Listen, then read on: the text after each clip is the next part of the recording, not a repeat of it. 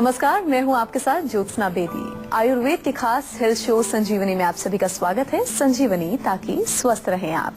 बस इसी तमन्ना के साथ हम हर रोज अपने शो संजीवनी में किसी एक बीमारी की चर्चा करते हैं और आपको तकलीफों का आयुर्वेदिक निदान भी बताते हैं। और रोज की तरह आज भी हमारे साथ मौजूद हैं विश्व प्रसिद्ध आयुर्वेदाचार्य डॉक्टर प्रताप चौहान। डॉक्टर साहब, आपका स्वागत है। शुक्रिया जी।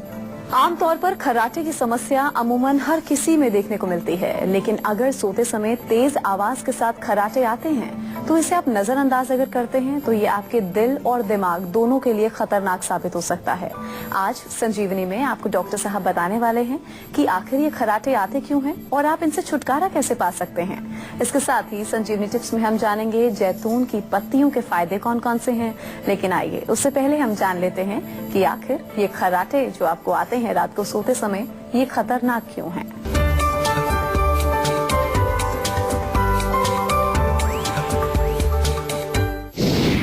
खर्राटे से बढ़ जाएगा बीपी, खर्राटे से आएगा हार्ट अटैक, खर्राटे से होगा ब्रेन स्ट्रोक, खर्राटे से होगी फेफड़े की बीमारी। खर्राटों को करें कंट्रोल, वरना खतरनाक हैं खर्राटे। चलिए तो डॉक्टर साहब के साथ हम चर्चा की शुरुआत कर लेते हैं। डॉक्टर साहब, आज हम एक ऐसी समस्या पर चर्चा करने जा रहे हैं जिसको लेकर हर कोई परेशान है जी। जो इंसान खर्राटे लेता है रात को सोते समय, उसे तो कहा जाता है कि पता ही नहीं चलता, लेकिन जो उसके साथ सोया होता है वो जरूर उससे परेशान होता है। जी बिल्कुल। तो ये खतरनाक क्यों है खर्राटे लेना? सबसे पहले आप ये बताइए, और आयुर्वेद में इसका इलाज क्या है? देखिए, खर्राटे जो है पहले समझना है कि होता क्या है इसमें। हमारी नाक और जो मुंह से भी सांस लेते हैं, कुछ लोग नाक से लेते हैं।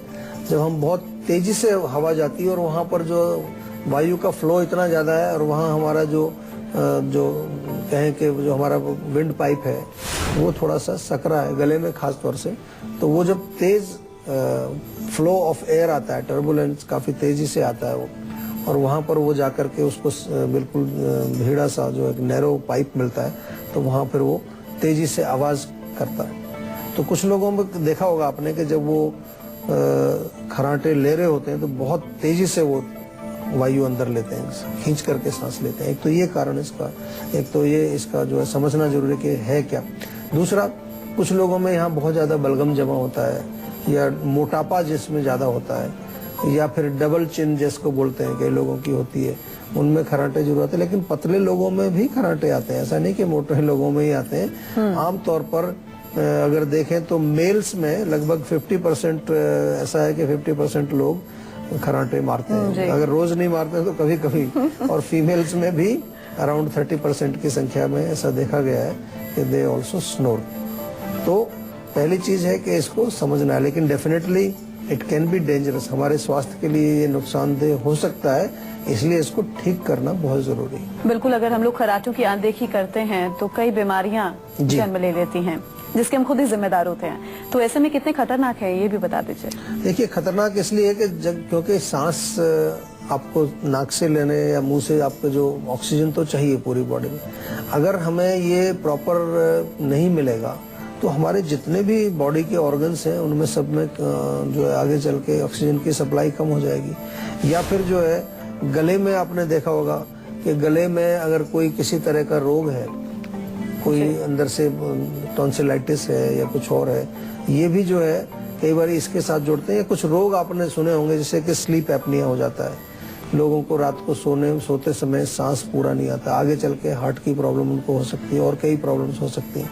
तो खतरनाक तो होता है, लेकिन खतरनाक तब होता है ये कि जब खर्राटे जब आपको आ रहे हैं उस समय ऑक्सीजन का फ्लो कम हो जाए, तो उसका ध्यान रखना जरूरी है। फिर आगे चल के ये बीमारी जो है स्लीप एपनिया में बदल जाती है। चलिए तो डॉक्टर साहब के साथ हम चर्चा को आगे बढ़ा लेते हैं। डॉक्टर साहब, जो लोग खर्राटे वाली नींद लेते हैं जी, ऐसा कहा जाता है कि दिल और दिमाग की बीमारियां उन्हें जल्दी जकड़ लेती हैं जी। ऐसा क्यों है और क्या करें इससे बचने के लिए? देखिए, सिंपल चीज है। अगर खर्राटे आपको आ रहे हैं, जैसे मैंने अभी थोड़ी देर पहले आपको समझाया कि खर्राटों में आपको ब्रीदिंग जो है वो डिस्टर्ब होती है, यानी कि प्रॉपर ब्रीदिंग आपकी नहीं हो रही है, तो ऑक्सीजन की कमी हो जाती है। ऑक्सीजन की कमी अगर हमारे हार्ट में होगी तो क्या होगा? हार्ट अटैक हो जाएगा। बिल्कुल। ब्रेन में अगर ऑक्सीजन की कमी होगी तो स्ट्रोक आ जाएगा। तो इसलिए है तो खतरनाक। काम खराब है, सिंपल मत लीजिए इसको। हमेशा अगर आपको खर्राटे आते हैं तो उसको ठीक करने की कोशिश करिए, और ठीक करने के लिए क्या करना है वो भी आपको बताएंगे। लेकिन बहुत इम्पोर्टेंट है कि इसको नॉर्मल ऐसे नहीं छोड़ना चाहिए कि भी खर्राटे आते ही हैं। कभी कभार हो तो चलता है, बहुत ज्यादा थकावट हो रखी है, कभी आपका गला खराब है, गले में थोड़ी बलगम वगैरह है तो चलता है। लेकिन अगर रेगुलर बेसिस पर आपको एवरीडे जो है हमेशा खर्राटे आते हैं तो देन इट इज इम्पोर्टेंट कि आप थोड़ा सा जो है कुछ प्रयास करें उनको ठीक करने के लिए। वो जरूर हम बताएंगे आपको कि क्या कर सकते हैं। चलिए अब बारी है आज की संजीवनी की, जिसमें डॉक्टर चौहान से हम जानेंगे खर्राटों से छुटकारा पाने के घरेलू नुस्खे कौन कौन से हैं। खर्राटे आपको आते हैं तो मैं कुछ बड़ी अच्छी चीजें बता रहा हूँ, इनको प्रयोग करें। नाक में जो है सुबह शाम या तो बादाम का तेल आप डालिए, या देसी घी अच्छा है तो वो डालिए, उससे फर्क पड़ेगा। रात को सोते समय जो है आप 1 कप दूध में 1 चम्मच बादाम रोगन डाल करके पी लीजिए, उससे भी फर्क पड़ेगा आपको। या हल्दी अच्छा काम करती है, 1 कप दूध में थोड़ी हल्दी मिला करके आप रात को सोते समय पिएंगे, उससे आपको रिलीफ डेफिनेटली मिलेगा। और स्टीमिंग से फर्क पड़ता है, खास तौर से अगर गले में बलगम आपको महसूस होती है, नाक में कुछ ब्लॉकेज फील करते हैं तो थोड़ा सा गर्म पानी, उसमें कुछ चाहे तो कुछ आप डाल सकते हैं, जैसे कि यूकेलिप्टस के पत्ते अगर मिल जाए तो थोड़ा उनको कूट करके वो डालिए। या फिर जो है आप थोड़ा सा उसमें अगर विक्स आपके पास है तो विक्स थोड़ा सा डाल दीजिए, ताकि तीखापन जो है नाक में जाए। और आयुर्वेद में एक हमारे यहाँ षडबिंदु तेल आपको मिलता है और एक अणु तेल, दोनों में से कोई भी आप मंगा लीजिए और वो नाक में रेगुलरली डालिए। अणु तेल बहुत बढ़िया काम करता है, उससे भी आपके खर्राटे जाएंगे। लेकिन आपको कोशिश करनी है कि बलगम म्यूकस आपके गले में नाक में जमा ना हो, और आप जो है जो उसके कारण है, स्मोकिंग है या इस तरह की चीजों का सेवन करना जो गले में म्यूकस पैदा करती हैं, उनसे भी आपको दूर रहना चाहिए। अच्छा डॉक्टर साहब, क्या कुछ सावधानियां भी हैं जो खर्राटों जैसी समस्या के लिहाज से बेहद खास हैं? देखिए, बहुत इम्पोर्टेंट है कि जो आपको तो पता नहीं चलेगा कि आप किस तरह से खर्राटे ले रहे हैं। जो आपके साथ जो व्यक्ति सोता है उसको जरूर एक बार बोलें कि थोड़ा वो नोटिस करे, क्योंकि कभी कभार क्या होता है कि आप खर्राटे ले रहे हैं तो सांस ही आपका आना बंद हो जाता है कुछ देर के लिए। तो ऐसी स्थिति वो बहुत खतरनाक हो सकती है। उसके लिए एक ऑब्जर्वेशन आप उनसे कराएं, ज्यादा हो तो डॉक्टर से कंसल्ट कर लें। आजकल ऐसे भी कुछ यंत्र आते हैं कि आपकी पूरी ओवरनाइट स्लीप की स्टडी करते हैं, उसमें पता लगाते हैं कि आपकी जो स्लीप है वो किस क्वालिटी की है, आपको प्रॉपर ऑक्सीजन मिल रहा है कि नहीं मिल रहा है। इसका ध्यान आपको जरूर रखना है। हिमाचल प्रदेश से विनीता हमारी दर्शक जुड़ी हैं, इनसे हम बात करें। जी विनीता, आप पूछ सकते हैं, क्या पूछना चाहती हैं? मुझे मेरे ना हेयर फॉल बहुत ज्यादा हो रहा है आजकल। पहले अच्छा। हाँ, पहले मेरे बाल बहुत अच्छे थे, लंबे थे और काफी अच्छे बाल थे, घने थे, लेकिन अब बहुत ही ज्यादा रफ और पतले हो गए। आपको जो है कोई थायराइड वगैरह की प्रॉब्लम तो नहीं है? चेक किया आपने कभी? नहीं, मैंने कभी चेक नहीं किया, लेकिन थायराइड की प्रॉब्लम कोई नहीं है। अच्छा, नहीं चेक करने से पता चलेगा, ऐसे तो नहीं पता चलेगा। पीरियड्स वगैरह ठीक है आपके, रेगुलर आते हैं? हाँ जी, रेगुलर। क्योंकि हार्मोनल इम्बैलेंस एक कारण माना जाता है, हार्मोन्स में इम्बैलेंस होने की वजह से भी हेयर फॉल होता है। तो एक तो शतावरी का सेवन आप शुरू करिए, बहुत फायदा करेगी आपको। Shatavari is a very good herb, specially females के लिए मैं बार बार कहता हूँ कि हर फीमेल को शतावरी तो लेनी चाहिए। अगर आपको नहीं मिलती है तो हमारे यहाँ फोन करके मंगा लीजिए, शतावरी टेबलेट आपको मिल जाएंगी।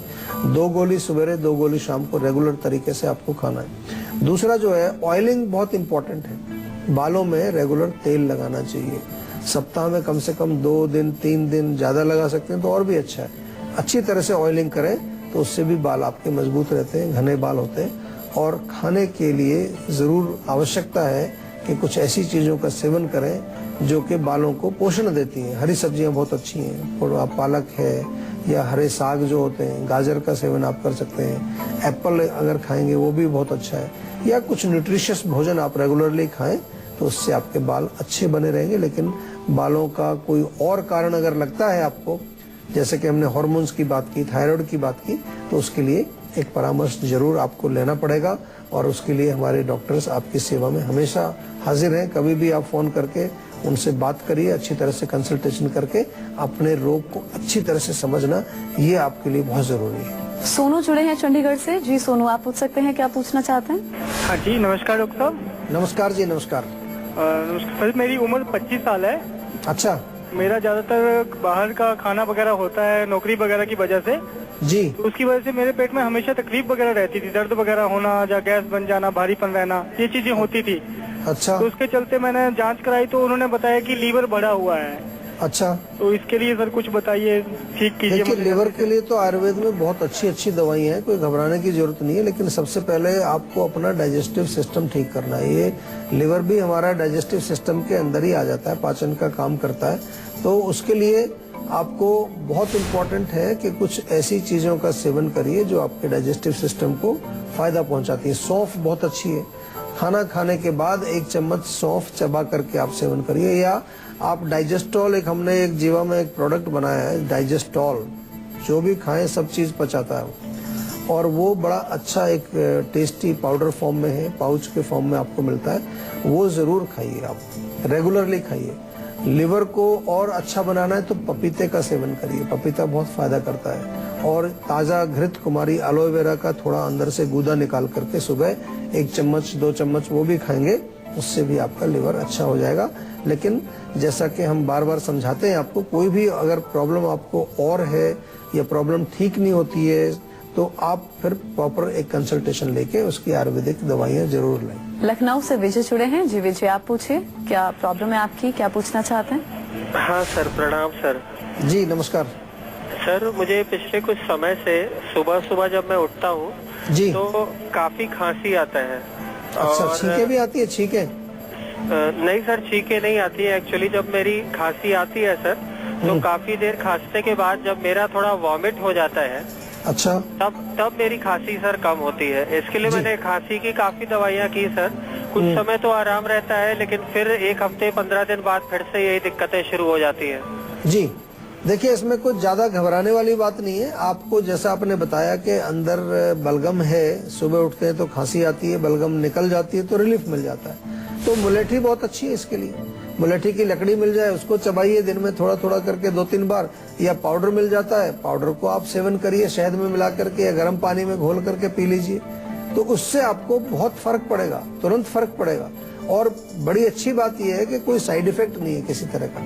कई बार हम जो है कुछ दवाइयाँ ले रहे होते हैं, वो बलगम को और सुखा देती है। कई बार पेशेंट हमारे पास आते हैं कि जी ये दवाई ली थी तो बलगम थोड़ी बहुत थी अंदर, वो भी सूख गई है, फिर उसको निकालना मुश्किल हो जाता है। और चेस्ट में थोड़ा सा सरसों के तेल की मालिश करिए, हल्का सा गर्म करके उससे मसाज करिए, ताकि अंदर जमा हुआ बलगम जो है वो थोड़ा सा सॉफ्ट हो जाए, लुब्रिकेशन उसमें आ जाए, तो बाहर आसानी से निकल जाएगा तो आपको कोई तकलीफ नहीं होगी और आपको कुछ करना भी नहीं है इसमें विशेष।